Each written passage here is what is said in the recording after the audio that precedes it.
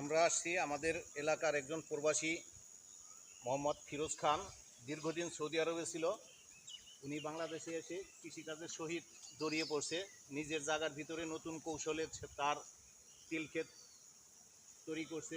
এলাকার লোকজন সবাই জমহিত তার এই তিলের চাষাবাদ দেখে যথেষ্ট ফলন হওয়ার আশাবাদী এবং তার এখানে তিলের চাষ দেখে ওই মধু সংগ্রহকারী লোকজন তাদের মধুর খাঁচা নিয়ে চলে আসছে, তার জমির পাশেই রাখছে।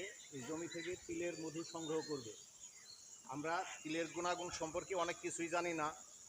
এই প্রবাসী ভাই উনি বলল ওনার মালিক ওনার কফিল সৌদি আরবে এই তিলের তেল রুটি দিয়ে খায়, তিলের তেল সুধা তিলের তেল খায় এবং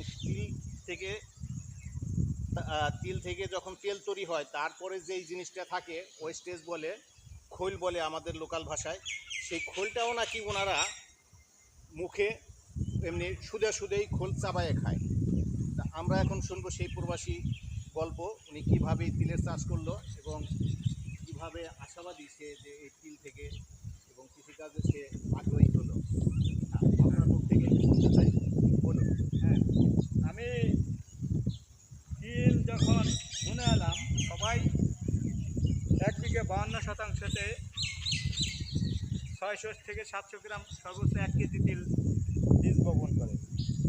আমি চিন্তা করলাম যে 6-7 মাস ধরে বৃষ্টি হইতেছে না, তো এটা যদি বুনেই পানি দেওয়ার সাথে সাথে রসটা চলে যাবে, তিল জ্বালাবে না। তো আমি তিলের বীজ একজনের কাছে আনতে গেলাম, নুরে ভাই, ওনার কাছে বললাম যে 2 কেজি দেন। যার কাছেই বলি যে 3 কেজি 2 কেজি, তো সবাই বলে পাগল, এত তিল বোনাই নাকি। তো আমি ওনার কাছে চাইছি 2 কেজি, উনি আমার 1.5 কেজি দিছে। যাই হোক আমি আরও 1.5 কেজি এনে দিছি তিল বনেছি। মাসাল্লাহ আমার চিন্তা ভাবনা হলো যে তিল ঘন জ্বালালি চাই দেওয়া যাবে, কম জ্বালালি তার পাবো না। এখন মাসাল্লাহ আমার আশেপাশে যারা বনেছে তারা 700-800 গ্রাম যে ভিজে দিতে পারে, তাদের তিল জ্বালায় নাই, কিছুটা জ্বালাইছে।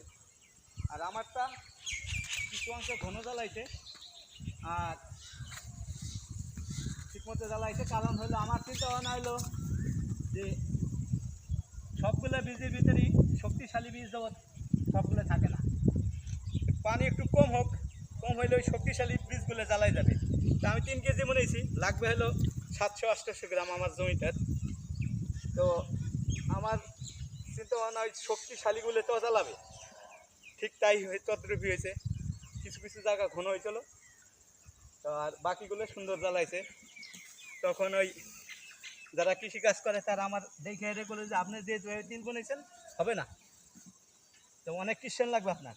তখন আমি এই বড় কোদাল আছে, মানুষ হলো কাশি দিয়ে উঠে ইয়ে দিয়ে, আমি বড় কোদাল আইনে এক কিষেন নিলাম, আমি তার সাথে ছিলাম কামলা। তারে বললাম যে আদাত পরপর, যে তিল গাছ আদাত পরপর রাখার দরকার, আদাত পরপর মাটি কোপ দেবেন, 1 কোপ দিয়ে মাটি দেখা লাবেন আদাত পরে। আমার চিন্তা ভাবনা যে ওই আদাতের তিল মূল্য আর মাটিতে যেখানে ফেলাইলাম ওইখান থেকে আদাত পরে তিল মরে যাবে। তো এইভাবে দেওয়ার পরে সে প্রথমে আমার কইছে যে কমপক্ষে 5 থেকে 6 হাজার টাকা লাগবে আপনার এই তিলই করা।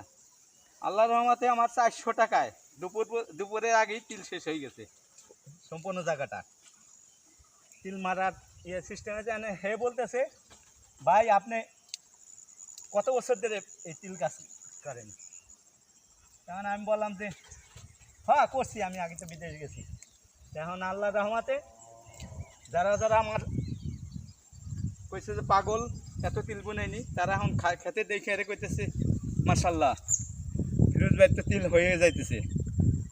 প্রাকৃতিক দুর্যোগ না হলে ওনাদের চেয়ে যারা কম বোনে ওনাদের চেয়ে ইনশাল্লাহ 1 কেজি বেশি হলেও হবে ইনশাআল্লাহ। ওকে, আমরা দেখলাম আমাদের এই প্রবাসী ভাইয়ের তিলের চাষাবাদের পদ্ধতি। ইনশাআল্লাহ আপনারা যারা দেখলেন সবাই এখান থেকে কিছু উপকৃত হবেন। আশা করি ওনার তিলের ক্ষেত ভালো হোক, ফসল ঘরে তুলুক। ওকে, আসসালামু আলাইকুম।